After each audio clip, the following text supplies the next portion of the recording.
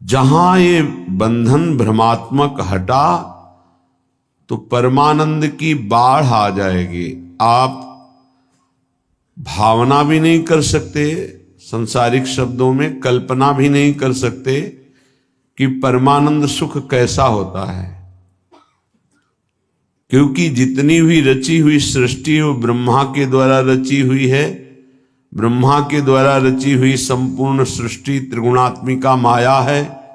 यहां परमानंद की कहीं कोई अनुभूति की बात ही नहीं है। जब तक विषयानंद का त्याग नहीं होगा तब तक परमानंद की अनुभूति नहीं होगी। जब तक ज्ञान नहीं होगा तब तक विषयानंद का त्याग नहीं होगा, या प्रेम नहीं होगा तब तक विषयानंद का त्याग नहीं होगा।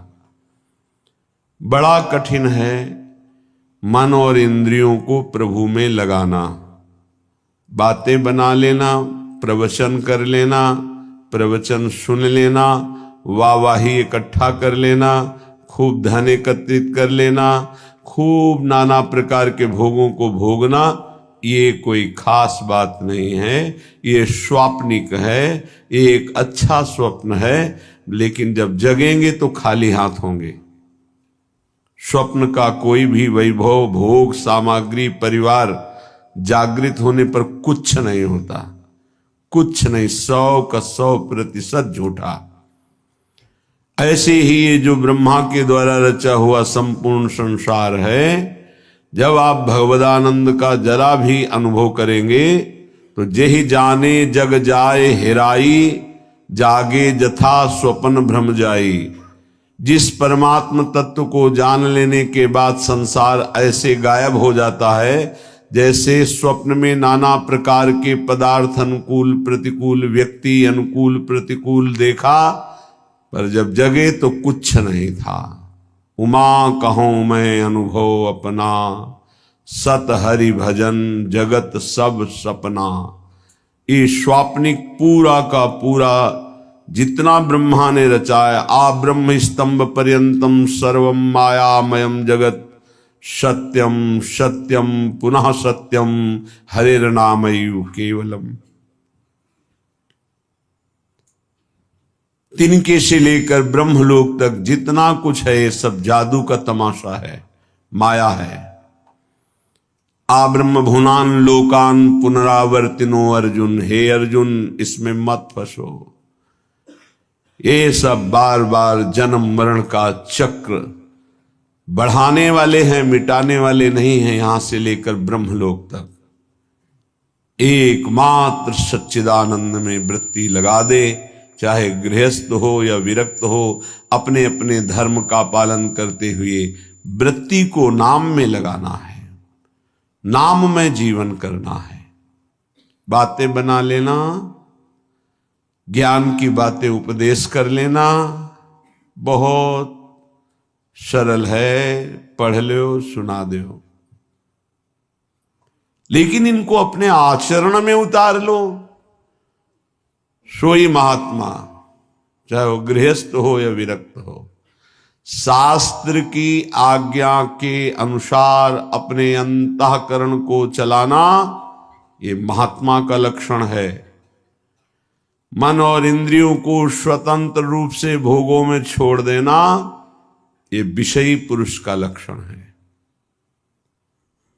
प्रायः बहुत संभालने पर भी, बहुत वर्षों तक इनको संयम में रखने पर भी कभी अहंकार न कर ले कि मैं संयमी हो गया, मैं जितेंद्रिय हो गया। जब तक प्रभु का मिलन न हो जाए तब तक मन और इंद्रिय पर विश्वास न करे कि मैं अमुक भोगों का विजयी हूं, त्यागी हूं। नहीं, कभी भी फिसल सकते हो। इसलिए आजीवन भगवत मार्ग के पथिक सावधान रह करके कभी गर्व नहीं कि मैं जितेंद्रिय हो गया, मैं मनोनिग्रही हो गया, मेरा क्या माया बिगाड़ सकती। नहीं, शिव विरंचिका मोहई को है बपुरान। और कौन बेचारा माया से युद्ध कर सकता है जब ये बड़े बड़े। तो क्या करें, बड़े मत बनो, छोटे बन जाओ। दैन्य हो जाओ तृणादपि सुनीचेन, कोई नहीं तुमसे प्रश्न करेगा, न माया न भगवान। प्रश्न करते हैं जिनको बहुत अभिमान है कि हम जितेंद्री हैं, हम मनोनिग्रही हैं, हम बड़े भजनानंदी हैं, तो प्रश्न हो जाता है, ये देखो दो इसका उत्तर।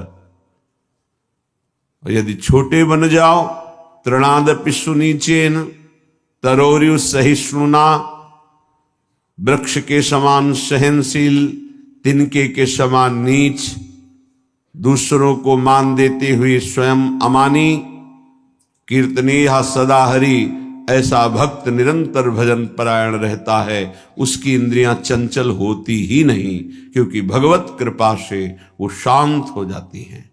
ये रहस्य को समझिए। अमानिना मान देनो कीर्तनीय सदा हरि। यदि आप अपने में थोड़ा भी सद्गुण का अभिमान करेंगे तो माया प्रश्न कर देगी। माया के प्रश्न का उत्तर देना केवल भगवान की कृपा पात्र की ही क्षमता है, दूसरे की नहीं। श्रीपाद कह रहे हैं कि हे हरि कहाँ जाऊं, क्या करूं, ये इंद्रिया ये मन मेरे वश में नहीं है, और बिना इनके वश में हुए भगवत प्राप्ति नहीं होती।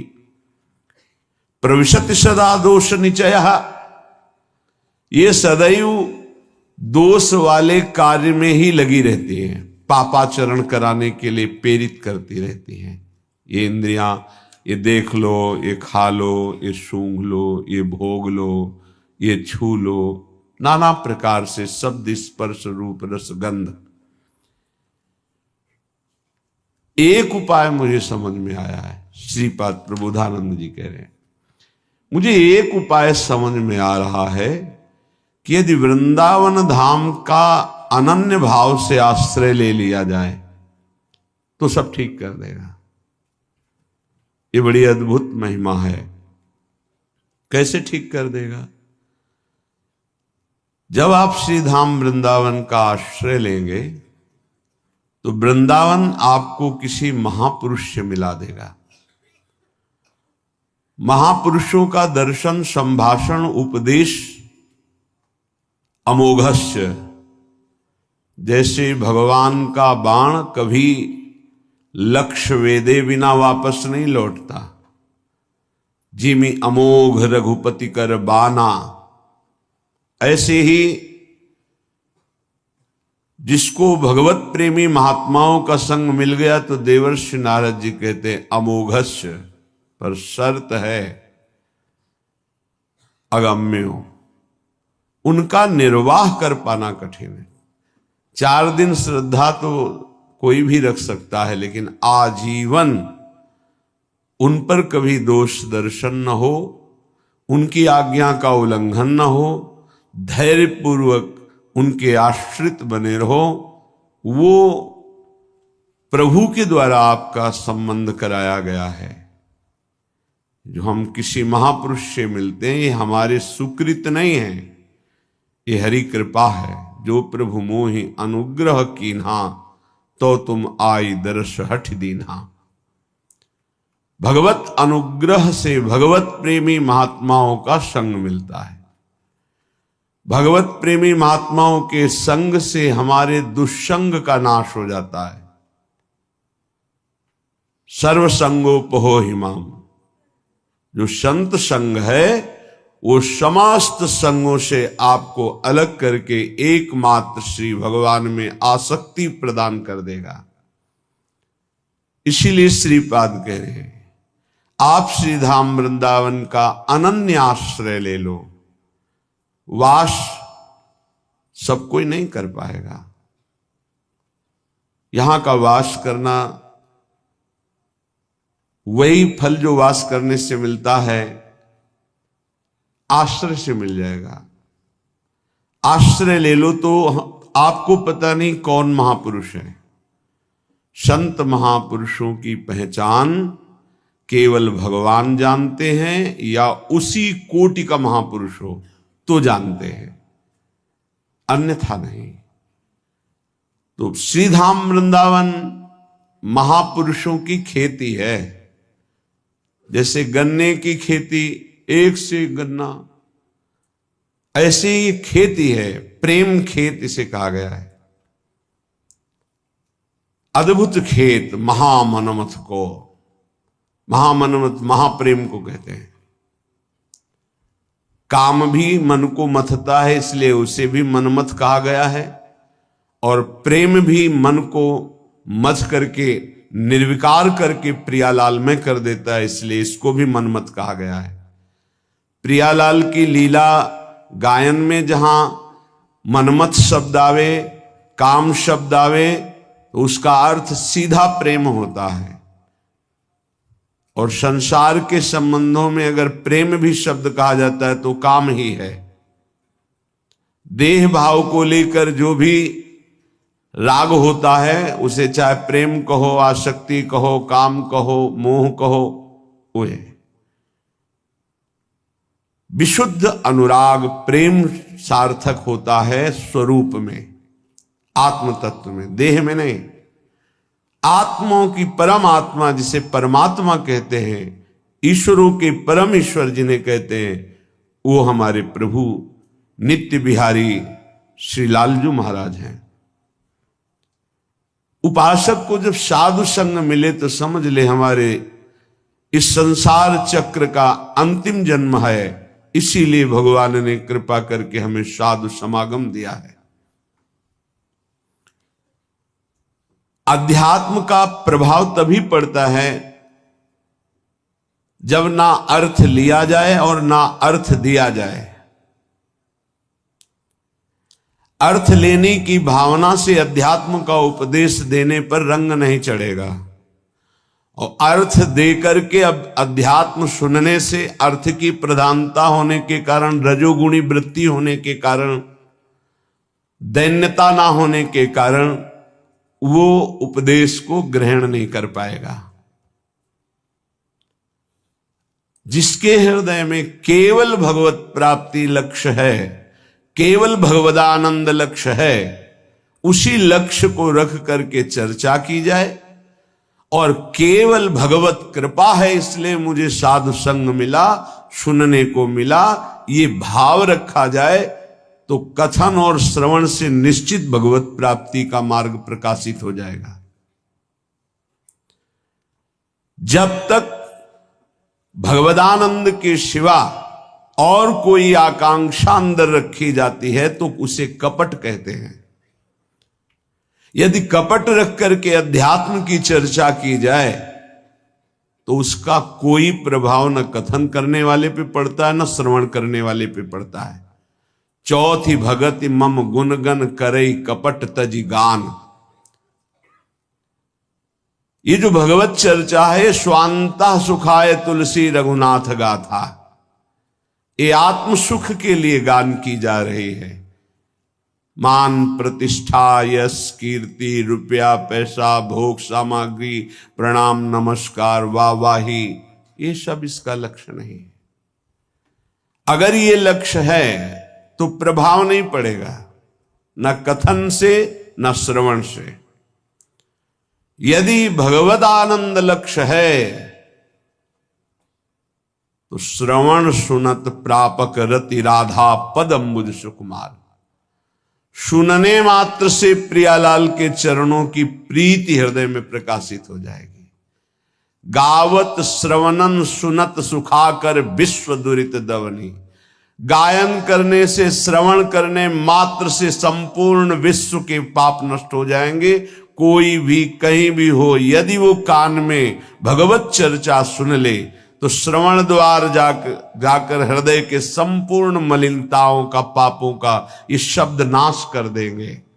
क्योंकि निष्काम, निर्विकार, चिदानंद भाव की प्राप्ति के लिए लक्ष्य करके जब चर्चा होती है तो उसमें अद्भुत सामर्थ्य होती है। इसीलिए श्रीपाद कह रहे हैं, आप वृंदावन आ जाओ, एक दिन के लिए आ जाओ, इस रज में बैठकर चर्चा सुनो, तुम्हारे हृदय में निश्चित कोई न कोई शब्द अपना अधिकार कर लेगा। और एक शब्द पकड़ लिए पूरे सत्संग में तो आपके जीवन का परिवर्तन हो जाएगा, पक्का। श्रीपाद कह रहे जाति प्राण धनानि यान्तु सुयशो राशि परीक्षीयताम् सद्धर्मा विलयम प्रयान्तु सततम सर्वैश्चर्निर्भर्त्स्यताम् आधिव्याधि सतेन जीर्यतु वपुर्लुप्तो प्रतिकारतः श्रीवृंदा विपिनम तथापि न मनाक् त्यक्तुम ममास्तां मतिः। न तुम्हारी जाति काम में आएगी, न तुम्हारे प्राण किसी काम के रहेंगे, न तुम्हारा धन तुम्हारे साथ जाएगा, न तुम्हारा परिवार, सब यही छूट जाएगा। देखो, जो पंचभूत हैं वो सबके एक ही हैं। पंचभूतों से बना हुआ है शरीर, जैसे हमारा वैसे ही आपका। इसमें कोई घटा बढ़ी नहीं है कि 80% हमारा, 75% आपका, 100% उनका, ऐसा नहीं। 100% पंचभूतों से जैसे ये बना है ऐसे आपका बना है, और 100% जैसे हमारा भगवान का अंश स्वरूप है आत्मा, वैसे ही आप सबके, किंचन मात्र कोई अंतर किसी से नहीं। ये जो विविध प्रकार के धर्म, लोक धर्मों की व्यवस्था की गई है, वो भगवत प्राप्ति के लिए की गई है। एक दूसरे पर घृणा, नफरत, लड़ाई झगड़ा, ऊंच नीच, इसके लिए नहीं की गई। एक लोक धर्म है। पर जब आप भागवत धर्म में स्थित होने की बात सोचेंगे तो तेज लोक धर्मान, श्री भगवान ने ही संपूर्ण सृष्टि की रचना की ब्रह्मा जी के रूप में। उन्होंने सारी व्यवस्था की युग धर्म के अनुसार। वही भगवान श्री राम जो हरि हैं, जिनके नाभि कमल से ब्रह्मा प्रकट हुए, सबरी जी के सामने बैठे कुश की चटाई पर, बड़े बड़े योगियों के द्वारा पावन किए हुए हृदय कमल में जिनका पधारना कठिन होता है, सबरी माई के सामने बैठे हुए। कौन है सबरी मैया?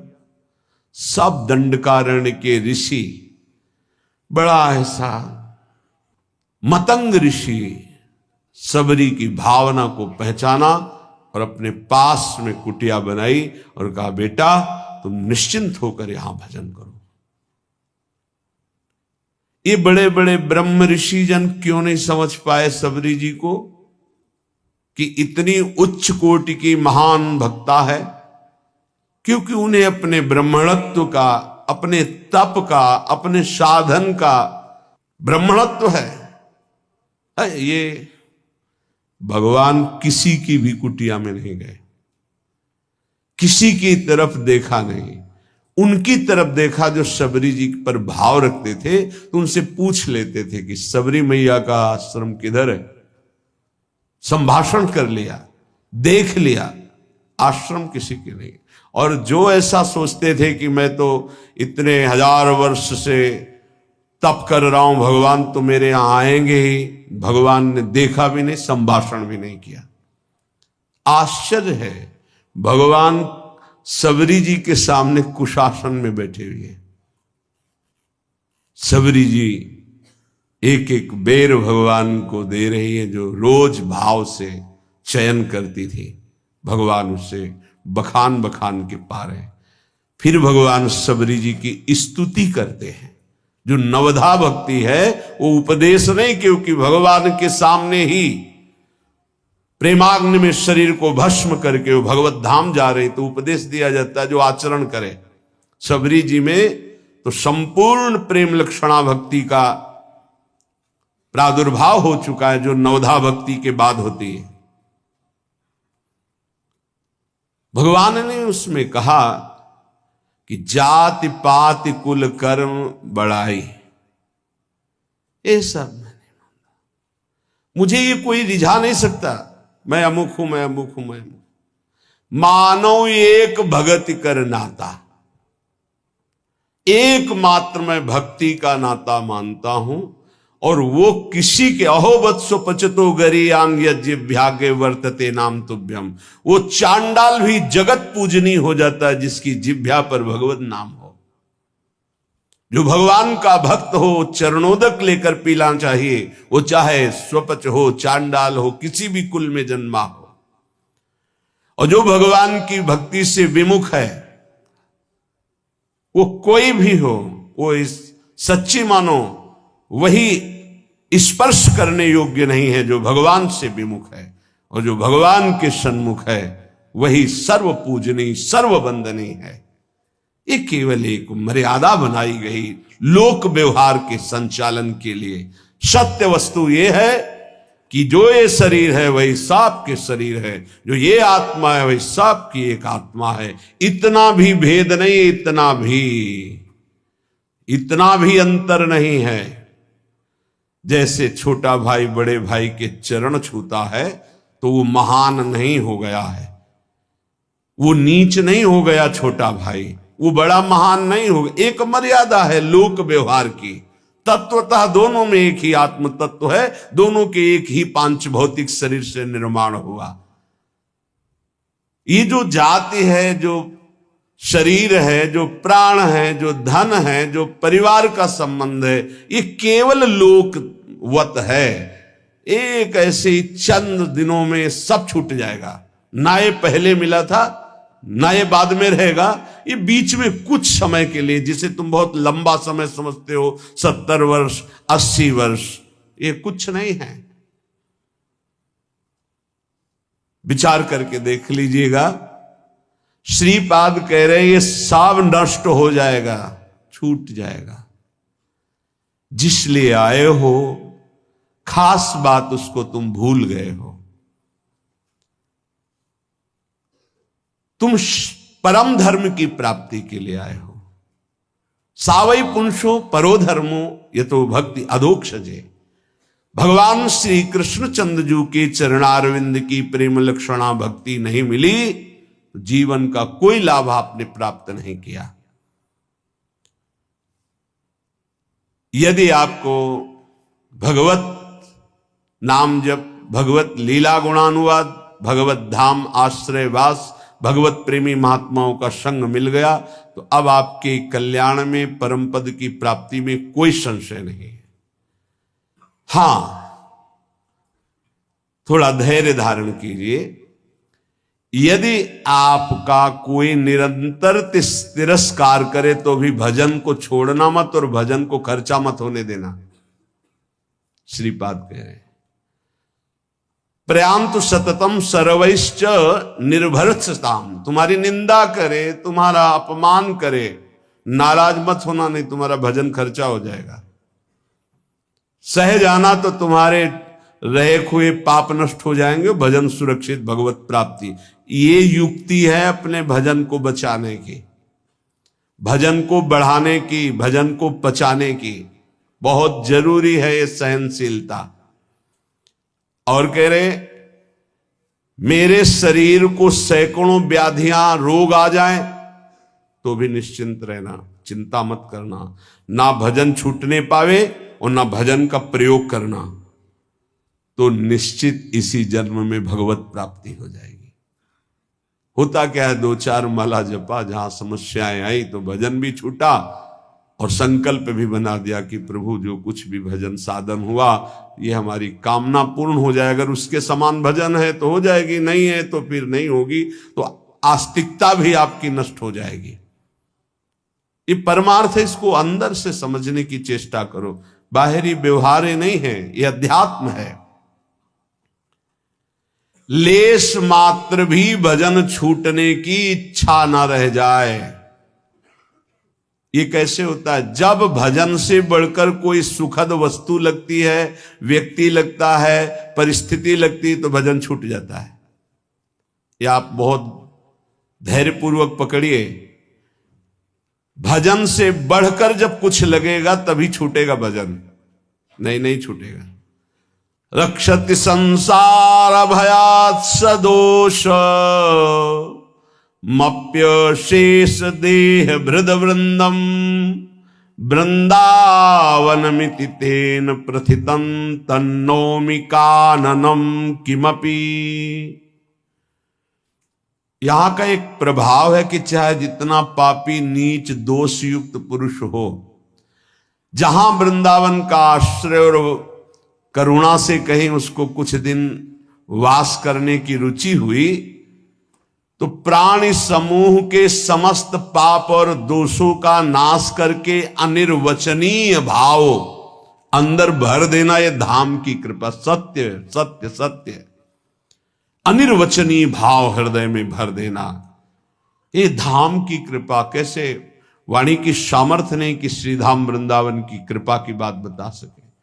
अपार असीम करुणा वरुणालय।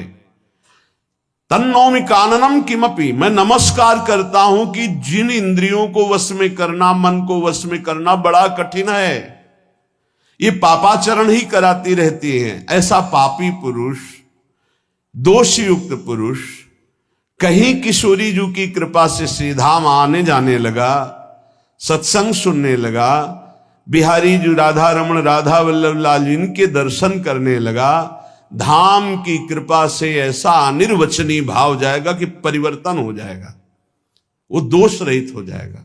बड़ा आश्चर्य होता है, 30-30 वर्ष से व्यसन कर रहे हैं, मदिरा पीना, मांस खाना, व्यभिचार करना और आदि आदि, और वृंदावन से शब्द गया, मिले बाद में पहले निर्विकार हो गए। ये चमत्कार कैसा श्रीधाम वृंदावन का, कि भूमि में बोला गया शब्द गया और उसका परिवर्तन कर दिया। और जिसका शरीर वृंदावन आया, यहां की रज लगी, उसमें अनिर्वचनीय भाव आ जाए तो कौन से आश्चर्य की बात है।